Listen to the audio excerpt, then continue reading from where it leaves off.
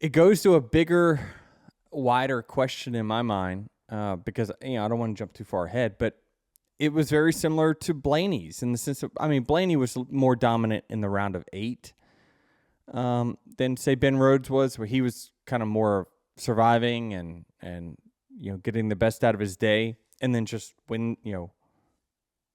I guess he didn't win the race, right? No. And then he ran well at Phoenix, and he won championship. Same with Blaney, right? You got to just be good at Phoenix now.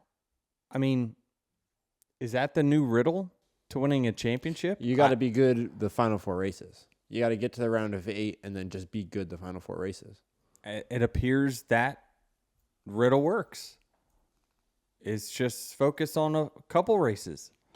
Well, think about this. Ford this year won 8 cups, 5 Xfinity, 6 trucks. They had all 3 championships. I don't know. I just think that it's why we were talking about Blaney he's going to be the fastest. It just historically that's been a really good Penske track, and they did it. They did it. If you take them to somewhere else, maybe it's a different outcome. But he was good at all he was good the last 5 races, like legit. Like, yeah, he was very really good. fast, like out of the blue, and so. It was a game changer when he showed up in the round of 8 and really last couple races of the round 12, like he was starting to come on, and the next thing you know, it's, whoa, where'd he come from? We even talked about on the show, I don't think he has the speed. I think not him personally, the cars had not shown any speed. And what's interesting is the 22 has not shown any speed. Like there's usually not a gap between the two. So he just either stepped up his game and got a lot better, or the cars got better, or whatever it was. The last 5 races won him the championship. Yeah, listening to the teardown this morning, I guess the last shout out for that show this season, was reminded that earlier in the playoffs, Joey had said, we just want to hang around long enough until we figure it out. Yeah, whatever they figured out, they gained a ton in a very, very short amount of time. Well, that's the goal, right? It's just hang around in the playoffs, make it from advance through the rounds, and if you're not good in the round of 16, maybe you'll figure it out by the round of 8. So it's like what I was talking about with the 12 and the 5 and the 42 and the 11 in trucks. They're trying to delay the inevitable to maybe catch a break. And so that's what you're saying is what Joey was talking about, is that we're just trying to hang around long enough for something good to happen. And it did. Joey didn't make it, but the 12, I don't know why Joey didn't make it. More than likely had a bad race or two, finished bad. But usually you can make it to the round 8 by still being just solid. You know what I mean? You don't have to be great in the round of 12 to make 8. You got to be just pretty solid. Yeah. You got to just not suck in the round of 16. Be solid in the round of 12. Not have anything happen to you. You got to be great in the round of 8 and then the final race. But, it's apparent to me personally, and I hate to jump too far ahead, but like if people say, well, how are you going to win a championship next year? I'm like, I got to run better at Phoenix. Yeah, you got to run better at the round of 8.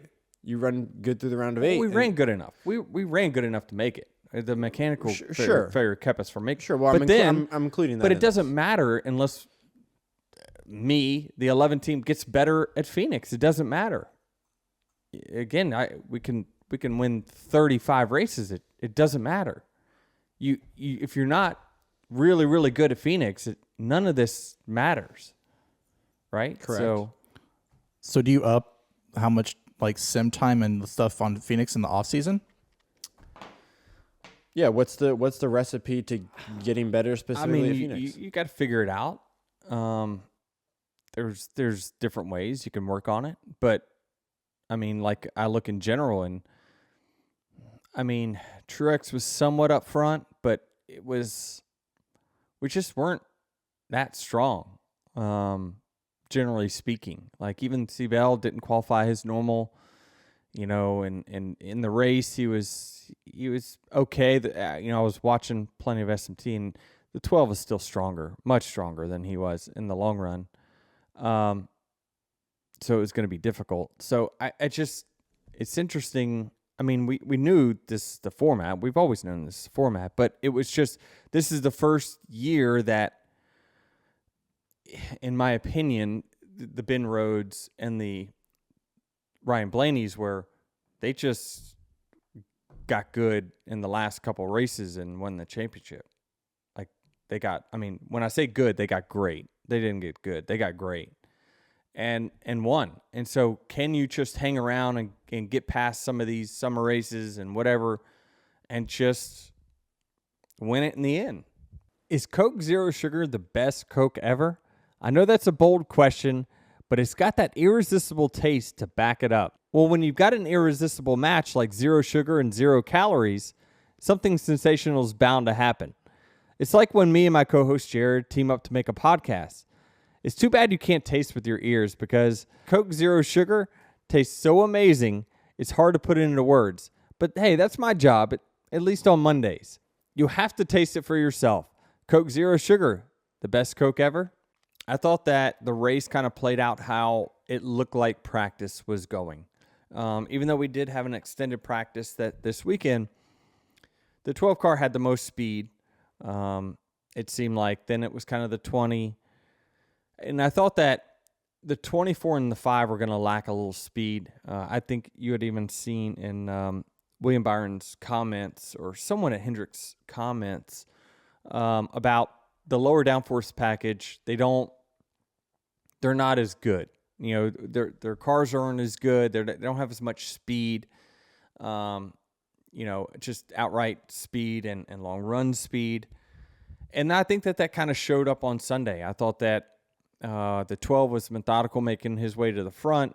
It was a matter of time before he got there. If he ever controlled the race, it was going to be a snoozer, because challenging. I believe it was already challenging from what I hear, passing for the lead. But I think that he was by far the best. The 5 car just really lacked long run speed. That's kind of their Achilles heel, it seems like. Is that they've got such fast speed at the beginning of runs. This is just generally speaking, not just about Phoenix, that, they struggle with long run speed. That's more than likely Larson pushing the car, to its absolute capability, which makes them so lightning fast. But eventually something has to wear down, and it's usually the tires that do that. But he put up a great effort, a valiant effort, trying to hold off what was the fastest car of the weekend, which is the 12 of Blaney. The 24 made it out on pit road. Didn't he take the lead like 2 or 3 times on pit road? Yeah, I don't know. I guess I see this both ways, but there's a long gap between the camera at the end of pit road and then where the yellow line is, where they stop, where pit road speed ends.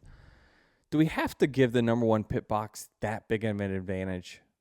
Like, I'm wondering, it's such a big race. Why do you, if we had another champion decided on pit road, is that really, I guess it is a team sport, so it is. So you want to give the pit crew guys a chance, and it's up to the driver and the team to keep putting themselves in position for the pit crew to put them out first. Right. Well, it is a considerable time difference in having the number 1 stall versus having, the 5th stall. Right. Whatever it might be. It's funny you say that. Not that he had the first stall, but Larson had said, he wanted more pit stops. He wanted to pit more often because he knew his pit crew was so good that he could gain those spots he couldn't gain on track on pit road.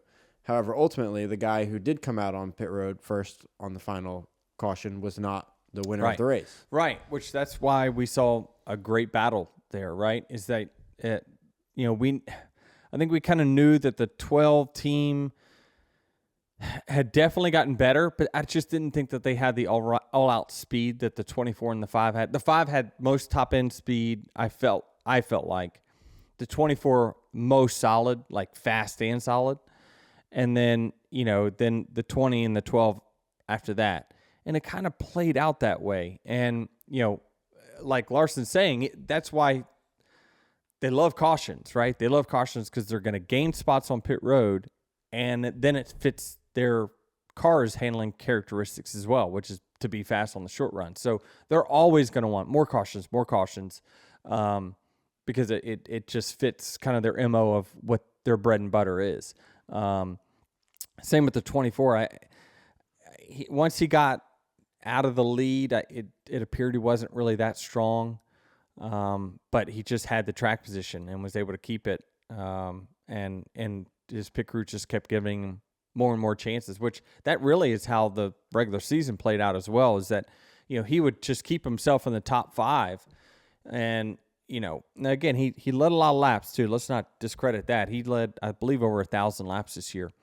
But then the pit crew would just put him out front, and then boom, he'd check out and be gone. So it's definitely that number 1 stall is a huge advantage, especially in today's next gen racing where it's very, very difficult to pass. So I'm wondering to level this thing out. They've leveled everything else out. Why not level out the camera on pit road to make it so where one car doesn't have that big of an advantage over the rest of the field rolling down pit road?